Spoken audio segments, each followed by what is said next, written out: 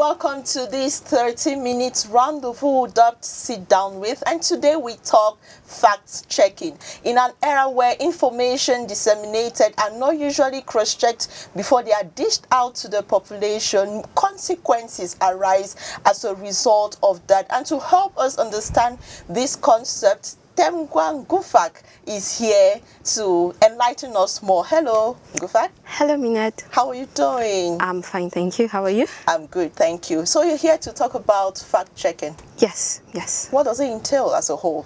Well, fact-checking in general is about the verification of information, the accuracy and the reliability of information. And the process is largely based on rigorous research, data analysis, as well as confirming or verifying the sources of the information. So what does it entail? I know it has to do with a lot of research and on-the-ground work. Tell us more about it.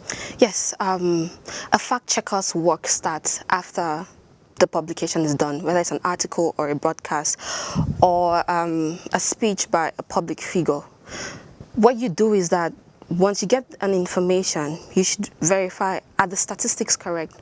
Is this information misleading? What are the consequences of this information if it's not fact-checked to the society?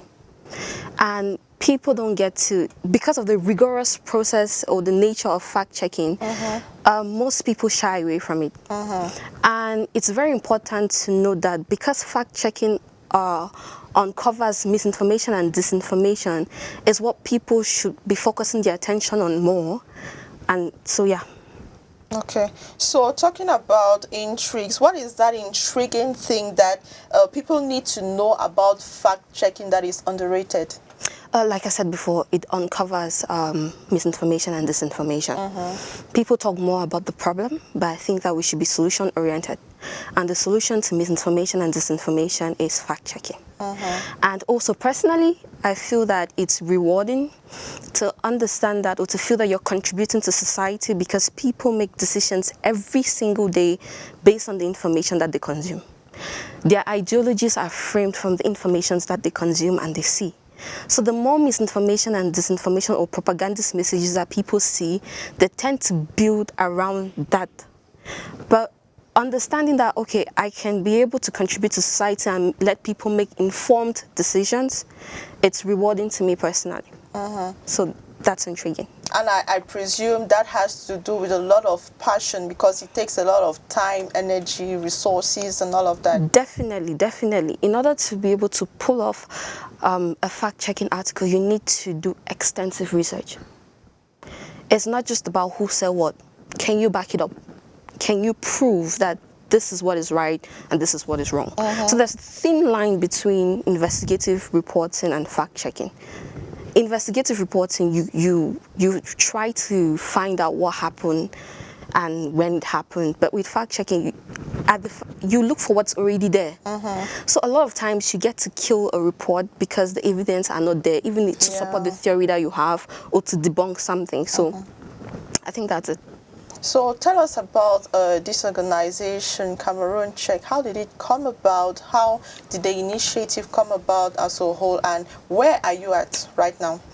Okay, the initiative started with Professor Chetita. He's the founder of Cameroon Check. So after a fact-checking conference in 2022, so he came back from Europe and he was like, okay, what is lacking in our journalism landscape in Cameroon? What is polarizing the media space and how can we fix it? So that's how Cameroon Check started. Yeah. So where are you at right now? Well, right now we are, this year, the vision for this year is to do a lot of media training and media literacy, because to be able to decipher for yourself what is factually correct is important. So media literacy, to be able to say, okay, I'm reading this seems more of an emotional piece than a factual piece. Where did this person get the information? Analyzing social media content and determining the possible outcomes of certain behavioral patterns within the time frame. So yeah. All right. So how would you deem or qualify information factual, fit and fit for public use? Well, there are several variables involved. And some of those variables will be who published the article, what's the intention behind the person who published the article, Okay. and what is the context in which it was published. And there are a lot of genres of journalism now. We have peace reporting, you have crisis reporting. Yeah. The intention of disseminating information, I think this is where gatekeeping comes in. You should be able to say that, okay, I'm publishing this and this is the outcome that I want, which is so much better than just blindly disseminating information or deliberately sharing information that is untrue in order to suit a narrative. That's just completely wrong. So what happens when an information is not properly checked? Oh, the biggest of all, defamation. It's easier for people to tarnish people's reputation online, and to regain it back, you need to work like 5 times more, because bad news especially spreads like wildfire. So in order to catch up with the speed, in order to recover someone's reputation that's lost, it's a whole nother ball game. Like I said earlier, people make decisions based on the information around them, whether it's educational decisions, Political, business decisions, economical, and all that. So if the media is reporting that there is a lot of hate speech and violence in a particular zone, which may not necessarily be true, people tend to shy away, even to operate their businesses in those areas, so it weakens the economy. At the end of the day, it's the informations that we surround ourselves with that allow us to make informed decisions. So information out there that is wrong can potentially harm everyone in different aspects of their lives. So is fact-checking a reality in Cameroon with the advent of uncontrolled information disseminated on various platforms, especially on social media? Definitely. We are not operating in a vacuum. There are other institutions that have been organizing fact-checking trainings, and there are other institutions way before Cameroon Check that have been practicing fact-checking. For example, you have 237 Check, and I am a proud member of the African Fact-Checking Fellowship 8 cohort by Defy Hidden Now and Civic Watch. So these trainings help journalists to be able to approach information from a different perspective, to be able to report from a different perspective. It gives like a sense to how the public might perceive this information, what is factual, what is necessary.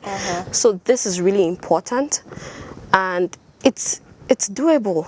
It takes time, it's difficult, and I think that more people are getting into the field of fact-checking, but the bigger issue is more people are practicing fact-checking in the field. It's not incorporated in our academia yet. So I feel that it will be more productive if we start from school, because it's difficult to get into the field and start specializing in something that you barely have an idea on. So that's why we're very grateful for organizations like Civic Watch that make the training possible. It's actually very difficult and expensive, but it's free. It's based on worth and merit for you to be selected into the program. So we're actually very grateful for that. So yeah, it's very doable. So what does it take to be part of such an organization? What criteria is needed to be involved? Well, I think that every single sector is not limited just to journalism. If you own an NGO, for example, the information that surrounds the niche in which you've created determines your next action.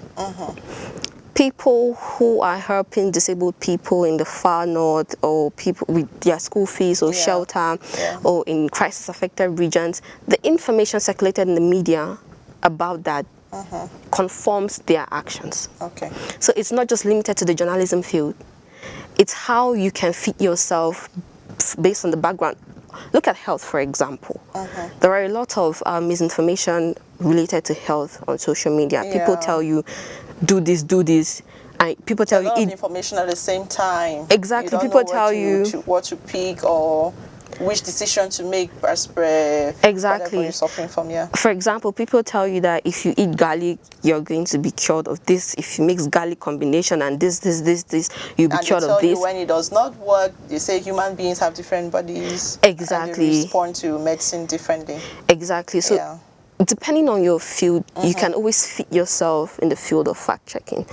Exactly. So, any last words for our viewers? What do you think is necessary for the public, especially the youths, to know about information? Because, as you said, bad news spreads like wildfire. What is needed for them when they see an information online, for example? What should they do? What are the steps to make sure that they don't start spreading the wrong information? Okay, first and foremost, if you doubt any information, submit a claim to any fact-checking organization that you know for them to verify the information for you if you're unable to verify it for yourself. For example, if there's anything going on with CRTV, I am not an authoritative source to post it. If you check it on their website, you check it on their social media, you look for communiques, you don't see it, doubt the information. Okay. Every information should be particular to the source. You should look for an authoritative source concerning that information to verify from. Okay. If it's complex for you, then you should submit a claim.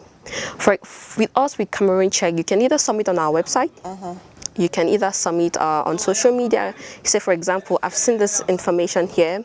This is the link to the information, or a screenshot or whatever. Can you tell me this, if this is correct and all that? We reply to such emails. We get back to them and tell them that this is like this, this is like this, this is like this. So yeah. So how do you operate? Is it free after you've given that information? It's free. It's free of charge. Information is power. So that is what we are doing. It's not a business. We're here to serve the public. We're here to help people make informed decisions. So any claim that you come across that you're unable to verify on your own, feel free to send to us on any of our social media platforms or our website. That's good news. Yes. Thank you so much for honoring our invitation, Ngufack. Thank you too. I'm sure the public has been informed, and they are going to make better informed decisions from today. Hopefully. Yeah.